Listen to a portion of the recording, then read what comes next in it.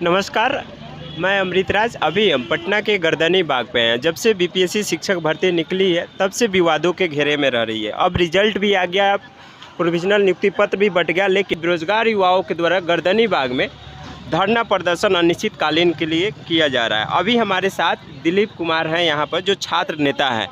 क्या अब तो नियुक्ति पत्र गांधी मैदान में बंट गया, लेकिन फिर भी अभी भी आप लोग का मांग क्या है? कि देखिए, नियुक्ति पत्र जो बांटा गया है उसका तो हम लोग स्वागत करते हैं, धन्यवाद सरकार को इसके लिए देते हैं। लेकिन जो कुछ त्रुटियां रही है उसको सुधार करने के लिए भी हम लोग सरकार से आग्रह करते हैं।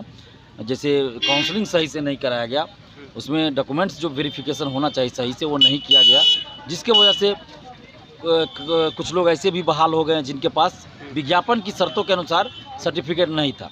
तो हम लोगों की मांग यही है कि जितने भी लोग सेलेक्ट हुए हैं उन सभी का डॉक्यूमेंट्स वेरिफिकेशन अच्छे से कराया जाए, और जो भी इसमें विज्ञापन की शर्तों के अनुसार सर्टिफिकेट नहीं रखते हैं उनको बाहर किया जाए। नियोजित शिक्षक की गणना जो इसमें सफल हुए हैं उनके सीटों पे ही की जाए, और जितना सीट खाली रहता है उतने के लिए मेरिट लिस्ट, द्वितीय मेरिट लिस्ट जारी किया जाए।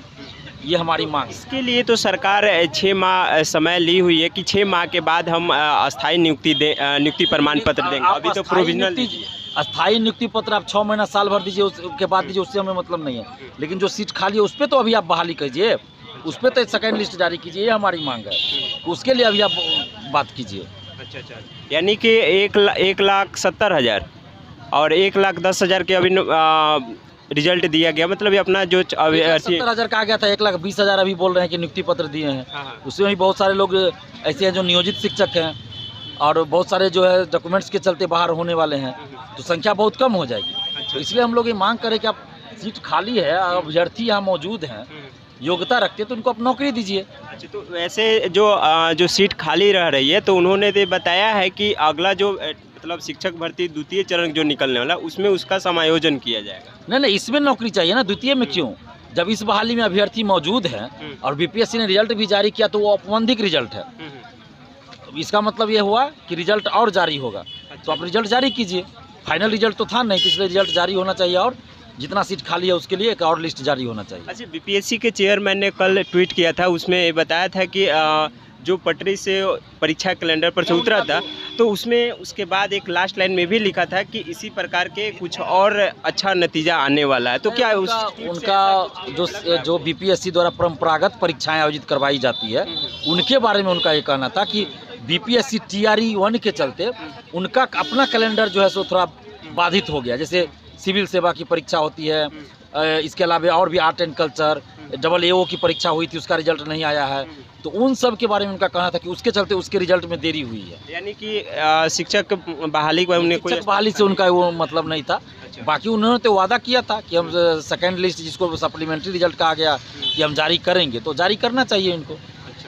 अच्छा, ये जो द्वितीय चरण की बहाली आ रही है, तो उसमें बताया जा रहा है कि ये जो सीट खाली रह गई है प्रथम चरण वाले, तो उसमें उसका समायोजन कर नहीं निकाला जाएगा। तो इस पर क्या आपका? देखिए, अभी तो 1 to 5 की वैकेंसी भी नहीं उन्होंने निकाला है TRE 2 में, तो सबसे पहले तो वो भी निकालना चाहिए, और उससे भी पहले इनको इस बहाली को पहले पूरा करना चाहिए कि जो सीटें खाली हैं उस पर एक और लिस्ट जारी करें।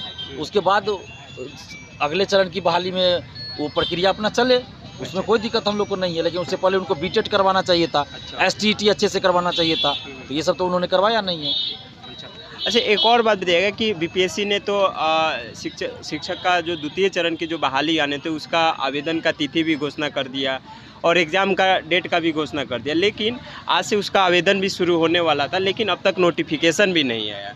तो होगी, कुछ तकनीकी कारण होगा, समस्या होगी, तो आयोग का काम है। उसमें क्या है, 1 दिन बाद ही फॉर्म भरना शुरू होगा, 2 दिन बाद ही होगा, तो उसमें कोई बड़ी बात नहीं है। वो तो अपना उनका टेक्निकल जो समस्या है, तो वो आयोग का काम है सुधारना उसको। ऐसा नहीं लग रहा है कि आपको ये जो लेट हो रहा है, शायद ये जो आपका द्वितीय मेरिट लिस्ट की जो मांग है इस कारण हो रहा है?